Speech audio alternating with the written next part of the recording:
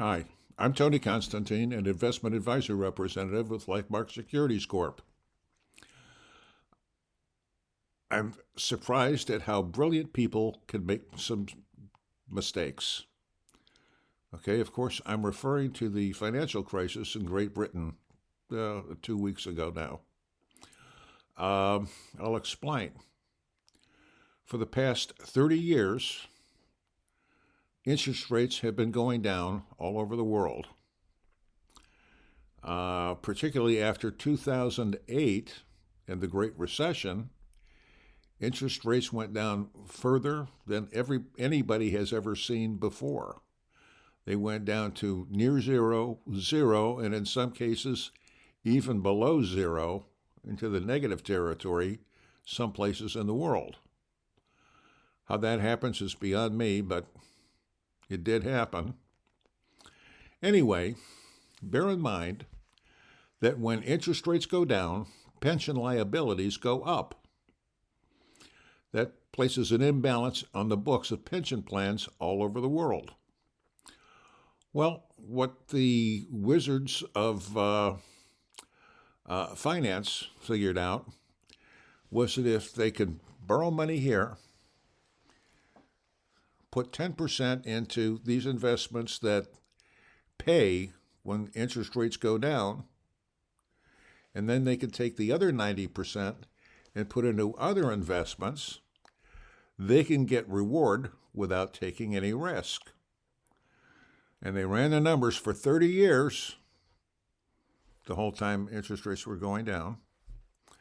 And with the only exception being 2013, but they were able to handle that hiccup very easily. So it was deemed a good thing to do, and they all started doing it, all the pension plans.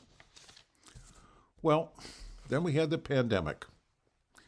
With the pandemic, we had shutdowns. People weren't making products. People weren't making their paychecks. The government here in the United States and governments all over the world did the same thing.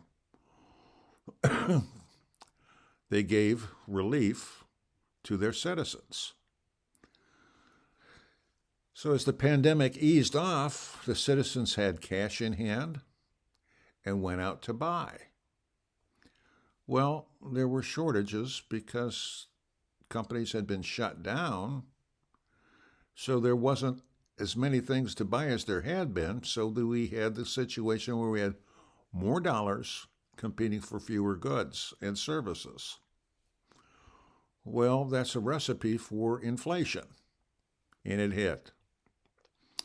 When we finally figured out that inflation was sticking, it wasn't just transitory, the Federal Reserve stepped in, and the central banks in many other countries did the same thing, said, we're going to stop inflation, and they started raising rates. The highest one, of course, was the United States, with the fastest and largest gains in interest. Anyway, as the cost of borrowed funds increased because the interest rates were going up, the banks who loaned money to the pension plans and knew what their balance sheets said were forced to call the loans. Otherwise, they were going to be losing money. So they called the loans, and it was actually a fire sale.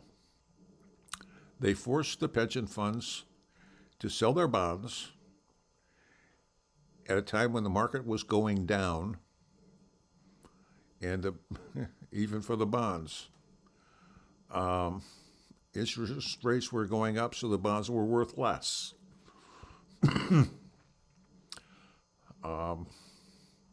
That's the way bonds work. Higher interest, lower principal on the bonds. Well, they had a difficult time selling them. It was so difficult they ran out of buyers. Nobody wanted to buy any bonds. So they went to the buyer of last resort, their central bank, the Bank of England, and sold them to them. Well, that caused the government in England, brand new government, about a month old, collapsed. And now they've got another brand new government replacing that one. And on top of that, they've got a big mess on their hands that they have to work through and work out. And it gets much more complex than what I've depicted here, as all these deals are anything to do with money, especially big dollars, and we're talking trillions. It gets very complex and very hairy. I'm not looking forward to have to watch this unfold. But it's going to take a while, that I can tell you. That much I know. If you've got any questions, comments, or concerns, my contact information will be on screen in a moment. You can call me or email me. Other than that, come back next week for our next installment.